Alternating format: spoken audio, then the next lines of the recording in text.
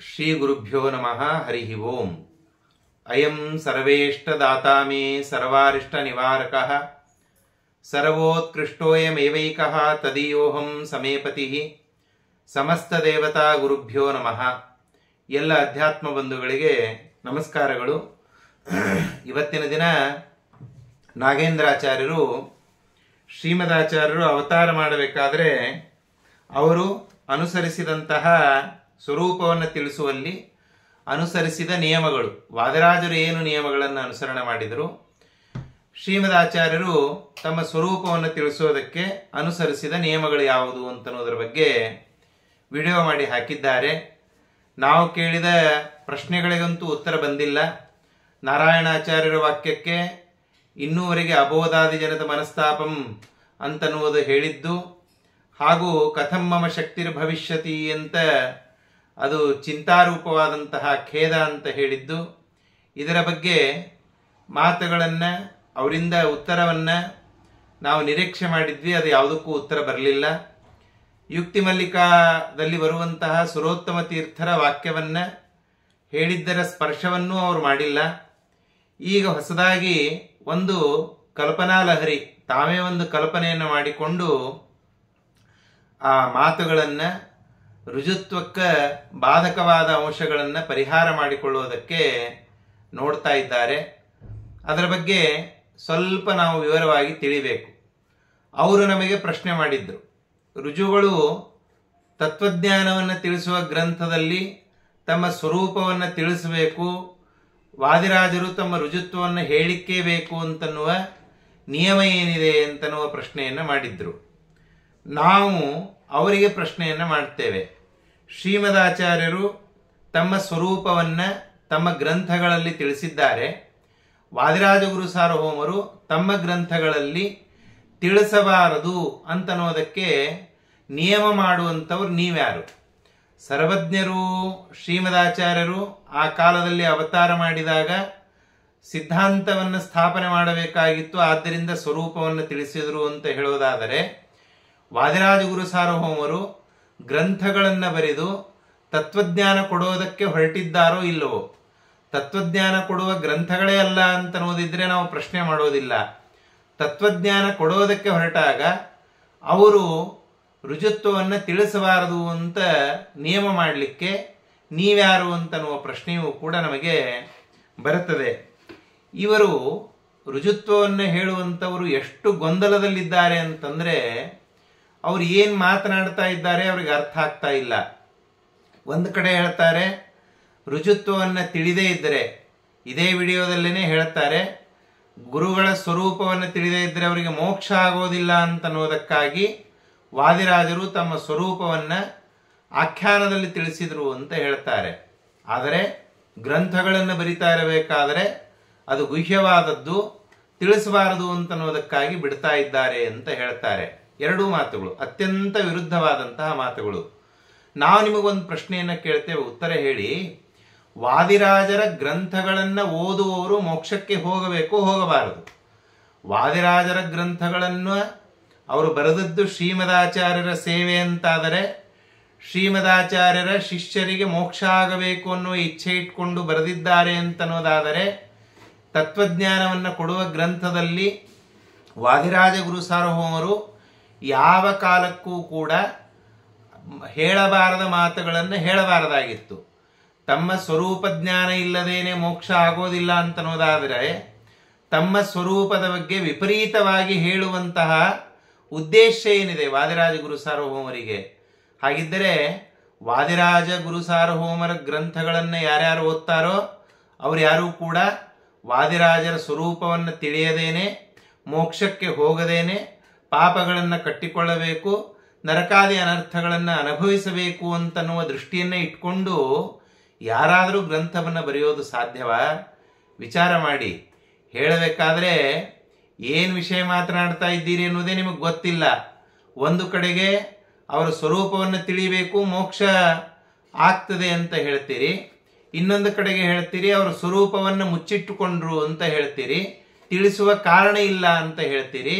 ಹಾಗಿದ್ರೆ ನಿಮ್ಮ ಪ್ರಕಾರ ವಾದಿರಾಜರ ಗ್ರಂಥಗಳನ್ನು ಯಾರ್ಯಾರು ಓದ್ತಾರೋ ಅವ್ರು ಯಾರಿಗೂ ಕೂಡ ಮೋಕ್ಷ ಅಂತ ಅನ್ನೋದು ಆಗಬಾರದು. ಯಾರಾದರೂ ಹೀಗೆ ಹೇಳೋದು ಸಾಧ್ಯವೇ? ತತ್ವಜ್ಞಾನವನ್ನು ಕೊಡೋದಕ್ಕೆ ಬಂದಾಗ ತಮ್ಮ ಸ್ವರೂಪವನ್ನು ಮುಚ್ಚಿಟ್ಟುಕೊಳ್ಳೋದಲ್ಲ, ಅದಕ್ಕೆ ವಿಪರೀತವಾಗಿ ಆಯಾಸ, ದುಃಖ, ದಾರಿದ್ರ್ಯ, ವಿದ್ಯಾದಾರಿದ್ರ್ಯ, ಉಳಿದ ತಮಗಿಂತ ಅಧಮರಾದ ದೇವತೆಗಳಿಗೆ ನಮಸ್ಕಾರ ಮಾಡಿ ಇಷ್ಟೆಲ್ಲ ಅನಾಹುತಗಳನ್ನು, ಅನರ್ಥಗಳನ್ನು ತಮ್ಮ ಗ್ರಂಥಗಳನ್ನು ಓದುವಂತಹ ಭಕ್ತರಿಗೆ ಕೊಡಬೇಕಾ ಅವರು? ಅದನ್ನು ಕೊಟ್ಟು ಮುಂದೆ ಸ್ವಪ್ನದಲ್ಲಿ ಬಂದು ಆಖ್ಯಾನದಲ್ಲಿ ತಮ್ಮ ರುಜುತ್ವವನ್ನು ಸಮರ್ಥನೆ ಮಾಡಿಕೊಳ್ಳೋದ್ರಲ್ಲಿ ಯಾವ ಪುರುಷಾರ್ಥ ಇದೆ ಹೇಳಿ? ವಾದಿರಾಜರ ಹೆಸರನ್ನೇ ಕೆಡಿಸ್ತಾ ಇದ್ದೀರಿ ಅಂತನೋ ಎಚ್ಚರವೂ ನಿಮಗೆ ಇಲ್ಲ. ವಾದಿರಾಜ ಗುರು ಸಾರ್ವಭೌಮರ ದ್ರೋಹವನ್ನು ಮಾಡ್ತಾ ಇದ್ದೀರಿ ಅಂತನೋ ಎಚ್ಚರವೂ ನಿಮಗೆ ಇಲ್ಲ. ಮನಸ್ಸಿಗೆ ಬಂದದ್ದನ್ನು ಮಾತುಗಳನ್ನು ಆಡ್ತಾ ಹೋಗ್ತೀರಿ, ಯಾವುದಕ್ಕೂ ಪ್ರಮಾಣ ಇಲ್ಲ. ನಾವು ಕೇಳಿದ ಪ್ರಶ್ನೆಗಳಿಗೆ ಉತ್ತರವಂತೂ ಯಾವ ಕಾಲಕ್ಕೂ ಬಂದಿಲ್ಲ. ಕೇವಲ ಉಪನ್ಯಾಸವನ್ನು ಮಾಡ್ತಾ ಸಾಮಾನ್ಯ ಜನರಿಗೆ ವಿಪರೀತವಾದ ಅರ್ಥವನ್ನು, ಕೊಡಬಾರದ ವಿಚಾರಗಳನ್ನು ತಲೆಯಲ್ಲಿ ತುರುಕಿ ಅನರ್ಥವನ್ನು ಉಂಟು ಮಾಡೋದಕ್ಕೆ ಹೊರಟಿದ್ದೀರಿ ಅಂತನೂ ಎಚ್ಚರವೂ ಕೂಡ ನಿಮಗೆ ಇಲ್ಲಲ್ಲ. ಇದೊಂದು ದೊಡ್ಡ ದುರಂತ ಅಂತ ಅನಿಸ್ತದೆ. ಬಿಟ್ಬಿಡಿ. ವಾದಿರಾಜ ಗುರು ಸಾರ್ವಭೌಮರು ರುಜುತ್ವವನ್ನು ಹೇಳೋದು ಬೇಡ, ಬಿಟ್ಬಿಡೋಣ. ಆದರೆ ವಿಪರೀತವಾಗಿ ಆದರೂ ಹೇಳಬಾರದಾಗಿತ್ತಲ್ಲ. ಹೋಗಲಿ, ವಾದಿರಾಜ ಗುರು ಸಾರ್ವಭೌಮರು ಯಾಕೆ ಹೇಳಿದ್ದಾರೆ ಅಂತನ್ನೋದು ಮುಂದಿಂದು. ಆದರೆ ಅವರ ಶಿಷ್ಯರು ನಾರಾಯಣಾಚಾರ್ಯರು, ಪೂರ್ವಾಶ್ರಮದ ಅನುಜರು, ಇವರು ಅವರ ಬಗ್ಗೆ ಯಥಾರ್ಥವಾದ ಜ್ಞಾನವುಳ್ಳವರಾಗಿ ವಾದಿರಾಜರ ಬಗ್ಗೆ ಅವರು ಕೂಡ ಅನರ್ಥವನ್ನು ಅನುಭವಿಸಬೇಕಾ? ಯಾರು ಶಿಷ್ಯರು ಅಂತ ಇರ್ತಾರೆ ಅವರು ಮೋಕ್ಷಕ್ಕಾಗಿ ಪ್ರಯತ್ನವನ್ನು ಮಾಡಬೇಕೋ, ಅಥವಾ ಅವರಿಗೂ ನರಕಾದಿ ಅನರ್ಥಗಳು ಸಿಗಲಿ ಅಂತ ಹೇಳಬೇಕು? ನಾರಾಯಣಾಚಾರ್ಯರಿಗೆ ಹಾಗೂ ಸುರೋತ್ತಮ ತೀರ್ಥರಿಗೆ ವಾದಿರಾಜರ ರುಜುತ್ವದ ಬಗ್ಗೆ ಎಳ್ಳಷ್ಟು ಅವರಿಗೆ ವಿಶ್ವಾಸ ಇಲ್ಲ. ವಾದಿರಾಜರನ್ನ ರುಜುಗಳವು ಅಂತ ಹೇಳಿ ಯಾವ ಆ್ಯಂಗಲ್ನಿಂದ ನೋಡಿದರೂ ಕೂಡ ಅವರ ಮಾತುಗಳಲ್ಲಿ ಅದು ಕಂಡು ಬರೋದಿಲ್ಲ. ಇದು ಗೊತ್ತಾ ನಿಮಗೆ? ಮತ್ತೊಂದು ಮಾತು ಹೇಳಿದ್ರು ನಾಗೇಂದ್ರಾಚಾರ್ಯರು. ಅವರು ವೃಂದಾವನ ಪ್ರವೇಶ ಮಾಡೋದಕ್ಕಿಂತ ಪ್ರತ್ಯಕ್ಷವಾಗಿ ಎಲ್ಲರಿಗೆ ತಮ್ಮ ರುಜುತ್ವದ ದರ್ಶನವನ್ನು ಮಾಡಿಸಿದ್ದಾರೆ, ರುಜುತ್ವವನ್ನು ತಿಳಿಸಿಕೊಟ್ಟಿದ್ದಾರೆ ಅಂತ. ಹಾಗಿದ್ದರೆ ಅವರು ಮಾಡಿದಂತಹ ಪವಾಡಗಳು, ಅವರು ಮಾಡಿದಂತಹ ಅನೇಕ ಅಲೌಕಿಕ ಮಹಿಮೆಗಳು ಇದು ಸುರೋತ್ತಮ ತೀರ್ಥರಿಗೆ ಹಾಗೂ ನಾರಾಯಣಾಚಾರ್ಯರಿಗೆ ಕಂಡೇ ಇಲ್ವಾ? ಕಂಡಿದ್ದರೂ ಕೂಡ ಅವರು ಹೇಳೋದಕ್ಕಿಂತ ಹೆಚ್ಚಿಗೆ ಆ ಮಾತುಗಳಲ್ಲಿ ವಿಶೇಷಣಗಳನ್ನು ಕೊಟ್ಟು ತಮ್ಮ ಗುರುಗಳಲ್ಲಿ ದೋಷಾರೋಪಣೆ ಮಾಡುವಂಥವರು ಶಿಷ್ಯರು ಅಂತ ಆಗ್ತಾರ? ಇದರಿಂದ ಏನು ತಿಳಿದು ಬರ್ತದೆ? ವಾದಿರಾಜ ಗುರು ಸಾರ್ವಭೌಮರಿಗೆ ತಮ್ಮ ರುಜುತ್ವವನ್ನು ರುಜುಗಳೇ ಅಲ್ಲ ಅಂತ ಇದ್ದಾಗ ರುಜುತ್ವವನ್ನು ಹೇಳುವಂತಹ ಪ್ರಸಂಗ ಇಲ್ಲ. ಹೀಗಾಗಿಯೇ ಆಚಾರ್ಯ ಪವನೋಸ್ಮಾಕಂ ಆಚಾರ್ಯಾಣಿ ಚ ಭಾರತಿ ಅಂತ ಹೇಳಿ ಆ ಗುರುವಿನ ಸ್ಥಾನವನ್ನು ಭಾರತೀ ದೇವಿಗೆ ಕೊಟ್ಟದ್ದಿದೆ. ಅದೇ ಭಾರತೀ ದೇವಿಯ ಮುಖಾಂತರವಾಗಿ ಯುಕ್ತಿ ಮಲ್ಲಿಕಾ ಸಮರ್ಪಣೆಯನ್ನು ಮಾಡಿಸಿದ್ದಾರೆ. ಇದೆಲ್ಲ ನಮಗೆ ಪ್ರತ್ಯಕ್ಷವಾಗಿ ಸ್ಪಷ್ಟವಾಗಿ ಕಾಣಿಸ್ತಾ ಇದೆ. ಆ ಶ್ರೀಮದಾಚಾರ್ಯರ ಕಾಲದಲ್ಲಿ ಅದ್ವೈತಿ ಮೊದಲಾದಂತಹ ಬೇರೆ ಬೇರೆ ಮತಗಳ ಹಾವಳಿ ಬಹಳಷ್ಟಿತ್ತು. ಹೀಗಾಗಿ ತಮ್ಮ ರುಜುತ್ವವನ್ನು ಅವರು ಸಮರ್ಥನೆ ಮಾಡಿದರು. ಆದರೆ ವಾದಿರಾಜರ ಕಾಲದಲ್ಲಿ ಅದರ ಬಗ್ಗೆ ಸಂಶಯ ಇರಲಿಲ್ಲ ಅಂತ. ಯುಕ್ತಿ ಮಲ್ಲಿಕಾವನ್ನು ನೋಡಿದ್ದೀರಾ ನೀವು? ಯುಕ್ತಿ ಮಲ್ಲಿಕಾದಲ್ಲಿ ಶ್ರೀಮದಾಚಾರ್ಯರು ಯಾವ ರೀತಿಯಾಗಿ ವೈದಿಕಾಚಾರ್ಯರು, ವೇದೋಕ್ತವಾದ ಜ್ಞಾನವುಳ್ಳವರು, ವೇದದ ಪ್ರವಚನವನ್ನು ಮಾಡುವವರು, ವೇದದಲ್ಲಿ ವಿಶೇಷವಾಗಿ ಹೊಗಳಿಸಿಕೊಂಡವರು ಪ್ರಾಣದೇವರು ಶ್ರೀಮದಾಚಾರ್ಯರು ಅಂತ ಹೇಳಿ ನೂರಾರು ಶ್ಲೋಕಗಳಲ್ಲಿ ವಾದಿರಾಜ ಗುರು ಸಾರ್ವಭೌಮರು ಆ ಶ್ರೀಮದಾಚಾರ್ಯರ ರುಜುತ್ವವನ್ನು, ಅವರ ಜೀವೋತ್ತಮತ್ವವನ್ನು ಸಮರ್ಥನೆ ಮಾಡ್ತಾರೆ.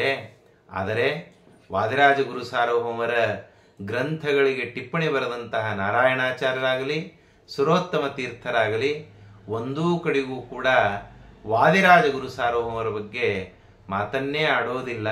ಅವರಲ್ಲಿರುವ ದೋಷಗಳನ್ನೇ, ರುಜುತ್ವಕ್ಕೆ ಬಾಧಕವಾಗುವಂತಹ ಅಂಶಗಳನ್ನೇ ಎತ್ತಿ ತೋರಿಸ್ತಾರೆ ಅಂತಾದಾಗ ಯಾರಿಗೆ ರುಜುತ್ವದ ಬಗ್ಗೆ ಆ ಕಾಲದಲ್ಲಿ ಜ್ಞಾನ ಇತ್ತು ನೀವೇ ಹೇಳಿ?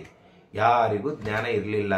ರುಜುಗಳೇ ಅಲ್ಲ ಅಂತಾದಾಗ ವಾದಿರಾಜರು ತಮ್ಮ ರುಜುತ್ವವನ್ನು ಎಲ್ಲೂ ಹೇಳಿಕೊಳ್ಳಲಿಲ್ಲ. ರುಜುಗಳೇ ಅಲ್ಲ ಅಂತ ಇದ್ದಾಗ ಯಾಕೆ ಹೇಳ್ತಾರೆ ಅವರು? ಅದೇ ರೀತಿಯಾಗಿ ಅವರ ಶಿಷ್ಯಂದರು ಕೂಡ ಯಾರೂ ಅವರ ರುಜುತ್ವದ ಸಮರ್ಥನೆಯನ್ನು ಮಾಡಿಲ್ಲ ಅಂತನ್ನೋದರಿಂದ ಏನು ತಿಳಿದು ಬರ್ತದೆ? ವಾದಿರಾಜ ಗುರು ಸಾರ್ವಭೌಮರು ರುಜುಗಳಲ್ಲ.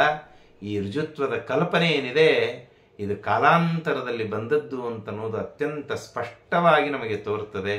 ಇವರು ಹೇಳುವಂತಹ ಮಾತುಗಳಿಗೆ ಪರಸ್ಪರ ತಾಳೆ ಇಲ್ಲ, ಪರಸ್ಪರ ಅವುಗಳಿಗೆ ಪೂರಕ ಅಂತೆ ತೋರೋದಿಲ್ಲ. ಒಂದು ಕಡೆಗೆ ವಾದಿರಾಜರ ರುಜುತ್ವದ ಬಗ್ಗೆ ಅತ್ಯಂತ ಗುಹ್ಯವಾದದ್ದು ಅಂತ ಹೇಳ್ತಾರೆ, ಮತ್ತೊಂದು ಕಡೆಗೆ ಅದು ತಿಳಿದೇ ಇದ್ದರೆ ಮೋಕ್ಷ ಆಗೋದಿಲ್ಲ ಅಂತ ಹೇಳ್ತಾರೆ. ಹಾಗಿದ್ರೆ ಮೋಕ್ಷ ಆಗೋದಿಲ್ಲ ಅಂತನ್ನೋದಾದರೆ ರಾಘವೇಂದ್ರ ವಿಜೇಂದ್ರ ತೀರ್ಥರಿಗೂ ಮೋಕ್ಷ ಆಗಬಾರದು, ವ್ಯಾಸರಾಯರಿಗೂ ಕೂಡ ಅವರಿಗೆ ಮೋಕ್ಷ ಅಂತನ್ನೋದು ಆಗಬಾರದು. ಯಾಕೆ? ಅವರನ್ನು ರುಜುಗಳು ಅಂತ ತಿಳಿದಿಲ್ಲ. ರಾಘವೇಂದ್ರ ತೀರ್ಥರು ರುಜುಗಳು ಅಂತ ಅವರನ್ನು ತಿಳಿದಿಲ್ಲ. ರಾಘವೇಂದ್ರ ತೀರ್ಥರು ರುಜುಗಳು ಅಂತ ತಿಳಿದಿದ್ರೆ ಒಂದಾದರೂ ವಾದಿರಾಜರ ಬಗ್ಗೆ ಗೌರವದ ಮಾತುಗಳನ್ನು ತಮ್ಮ ಟಿಪ್ಪಣಿಗಳಲ್ಲಿ ಹೇಳ್ತಾ ಇದ್ರು. ಹಾಗಿದ್ರೆ ಏನಾಯಿತು? ಯಾವ ಮಹಾನುಭಾವರು ಕೂಡ ವಾದಿರಾಜರ ರುಜುತ್ವದ ಬಗ್ಗೆ ಮಾತುಗಳನ್ನು ಆಡಿಲ್ಲ. ಕೆಲವೊಬ್ರು ಹೇಳ್ತಾರೆ ನಿಷೇಧವೂ ಮಾಡಿಲ್ಲ ಅಂತ. ಆದರೆ ಏಕೇತು ಅಂತ ಹೇಳುವ ಶಬ್ದವ, ರುಜುಗಳಿಗೆ ಹೇಳುವಂತಹ ಶಬ್ದವ, ಅದು ಎಲ್ಲಿಯಾದರೂ ಗೌರವದ ಮಾತುಗಳನ್ನು ಹೇಳಬೇಕಾಗಿತ್ತಲ್ಲ, ಯಾರೂ ಹೇಳಿಲ್ಲ. ಅಂದಮೇಲೆ ಯಾವ ಜ್ಞಾನಿವರೆಣ್ಯರಿಗೂ ಕೂಡ ಈ ರುಜುತ್ವದ ಗಂಧವೂ ಅವರಿಗೆ ಇರಲಿಲ್ಲ. ರುಜುತ್ವದ ವಾದ ಇದು ಎಷ್ಟೋ ವರ್ಷಗಳ ತರುವಾಯ, ನೂರಾರು ವರ್ಷಗಳ ತರುವಾಯ ಅದಕ್ಕೆ ಬಲ ಬಂದದ್ದು ಅಂತನ್ನೋದು ಈ ಎಲ್ಲ ಮಾತುಗಳಿಂದ ನಮಗೆ ತಿಳಿದು ಬರ್ತದೆ. ಹೀಗಾಗಿ ವಾದಿರಾಜರ ರುಜುತ್ವದ ಬಗ್ಗೆ ಪ್ರಮಾಣಗಳನ್ನಂತೂ ಕೊಡ್ತಾ ಇಲ್ಲ, ಕಲ್ಪನೆಯನ್ನು ಮಾಡಿ ಸಮರ್ಥನೆ ಮಾಡೋದಕ್ಕೆ ಹೊರಡ್ತಾರೆ. ಕಲ್ಪನೆ ಮಾಡೋದರಿಂದ ತತ್ವ ಇದು ಸಿದ್ಧ ಆಗೋದಿಲ್ಲ, ಪ್ರಮಾಣ ಕೊಟ್ಟು ಸಾಧಿಸಬೇಕು. ವಾದಿರಾಜರ ಮಾತುಗಳ ವಿರೋಧವನ್ನು ನೀವು ಪರಿಹಾರ ಮಾಡಿಕೊಳ್ಳಬೇಕು. ಕೇವಲ ವಿಡಂಬನೆ ಅಂತ ಹೇಳಿಬಿಟ್ರೆ ತಮ್ಮ ಶಿಷ್ಯರಿಗೆ ವಾದಿರಾಜರು ಅನರ್ಥವಾಗಲಿ ಅಂತ ಬಯಸಿ ಗ್ರಂಥಗಳನ್ನು ಬರೆದಂತೆ ಆಗ್ತದೆ ಅಂತನೂ ಎಚ್ಚರ ನಿಮಗೆ ಇರಲಿ. ಇನ್ನೊಮ್ಮೆ ವಾದಿರಾಜರ ಗ್ರಂಥಗಳಲ್ಲಿ ವಿಡಂಬನೆ ಮಾಡಿದ್ದಾರೆ ಅಂತನ್ನುವ ಶಬ್ದವನ್ನು ಆಡಿದರೆ ಅದು ವಾದಿರಾಜರಿಗೆ ಮಾಡುವಂತಹ ದ್ರೋಹ ಅಂತನ್ನುವ ವಿಚಾರವನ್ನು ತಿಳಿಸ್ತೇನೆ. ವಾದಿರಾಜರ ಕಾಲಕ್ಕೂ ಶ್ರೀಮದಾಚಾರ್ಯರ ಕಾಲಕ್ಕೂ ಬಹಳಷ್ಟು ವ್ಯತ್ಯಾಸ ಇರಲಿಲ್ಲ ಅಂತನ್ನೋದನ್ನು ಇನ್ನೊಂದು ವಿಡಿಯೋದಲ್ಲಿ ಅದನ್ನು ವಿಸ್ತಾರವಾಗಿ ತಿಳಿಸುವ ಪ್ರಯತ್ನವನ್ನು ಮಾಡ್ತೇನೆ.